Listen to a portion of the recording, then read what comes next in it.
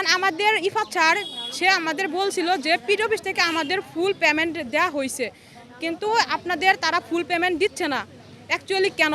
আমরা একই জেলার স্টুডেন্ট হয়ে সিপোর্টরা ফুল পেমেন্ট পাইছে, ইভেন কল সেন্টাররা ফুল পেমেন্ট পাইছে, সেখানে কেন আমরা কেন তাহলে বঞ্চিত হব?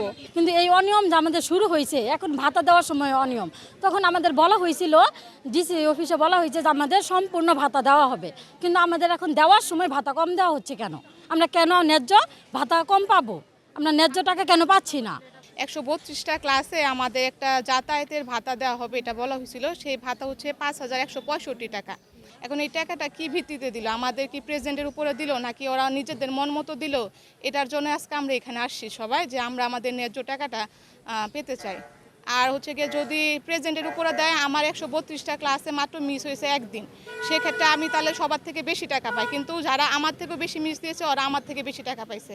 এখন এটা কিভাবে দিল, এটাই মানে জানতে চাচ্ছি। মানে কিছু কিছু ইয়েদের কাছ থেকে অনেক টাকা কেটে রেখেছে, তো কেন কেটে রেখেছে এটা তো আমাদের একটা অধিকার। আমরা চাই আমরা পুরো টাকাটাই যেন আমাদেরকে দেয়। যেহেতু আমরা একই জেলায় 3টা উপজেলায় একই প্রকল্প কাজ হইতেছে, তাহলে কেন একটা উপজেলায় ফুল টাকা দেওয়া হবে আর 3টা আর বাকিগুলোতে ফুল টাকা দেওয়া হবে না? আমরা চাই এটা সঠিক তদন্ত হোক, এবং আমরাও যারা এটা ক্ষতিগ্রস্ত হয়েছে সবাই যাতে সমানভাবে এটা পাই।